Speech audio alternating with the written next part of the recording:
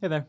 Happy Wednesday. I'm sure like most people's, my first experience using soft light was with the Softbox. I remember the first couple times I used one, I was just so blown away with how professional and soft and rappy it looked. But then, I'd look at what I'd shot compared to documentaries or other industry professionals' work, and I'd look at mine and be like, we're clearly both using soft light, but why does mine look different and worse than these other things that I'm seeing?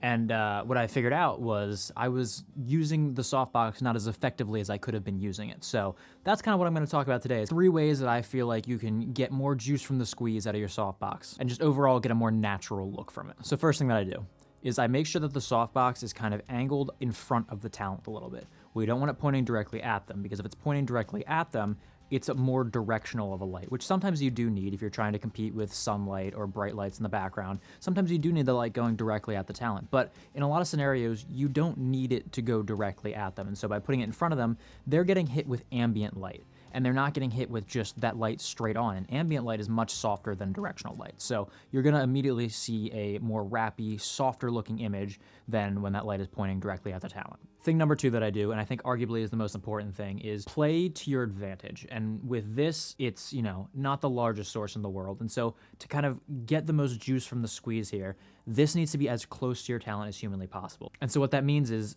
try to stay away from doing wide shots, wide or medium shots, and really try to stick within kind of this range. I know on the probably first 10 to 15 jobs that I did, a lot of them we had just this kind of light available, because that's all I owned at the time. And the client would be like, hey, can we get a wider shot? And of course, trying to please them so they bring me back, I was like, yeah, of course.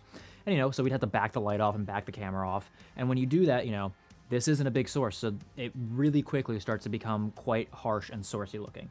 And so even though they're getting maybe the size of frame that they want, the quality of the image is going to drop off pretty significantly. So when you can and when it's story appropriate, always try to kind of push to, if this is your only option to key with and light with, hey, I totally get that you want a wide shot, but is this really necessary for our story here? And I know that with the tools that we have, I can make this look much better for you, and I think you'll be much happier if we kind of stick within the kind of closer range. And if they're okay with that and it works for the story, then awesome.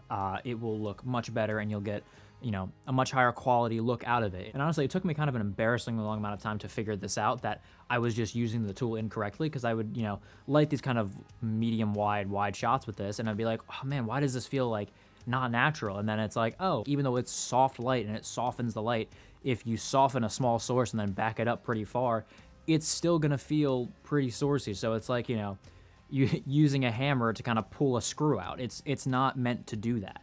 So really using your tools how they're intended to be used and in the best possible setting for them to be used is going to help you kind of maximize the amount of quality that you're going to be able to get out of it. Third and final thing I do is, if it's kind of like a run and gun doc shoot or corporate thing, is in my backpack, I'll bring a bed sheet. And this isn't kind of the standard using a bed sheet, kind of hanging up on 2 stands and punching the light through it, which that's totally fine too. That works great. But what this is like, I don't really know what this technique is called. I call it like waterfalling, which I think is maybe the term for it. But pretty much what you do is you point the head of the softbox straight down, and so the light's hitting straight towards the floor. Then you tape your bed sheet around the outside of it, and so the light that's now coming through that bed sheet and is now hitting your talent is going to be that ambient light that's kind of spilling out from the light that's going straight to the floor. And if you have the softbox kind of already positioned like a little bit in front of the talent, now you're only getting the ambient light of the ambient light that's being diffused from the bedsheet. So it's probably the softest quality of light that you can get out of a softbox like this, but the only con is you lose a lot of output. I'm doing this with a 200X right now, and I think I have it set to about 50%, but I'm not really competing with any windows or anything, so you'll need like a decently powerful light if you're competing with other windows and such, but this is definitely the way that you'll probably be able to get the softest looking light out of a softbox like this.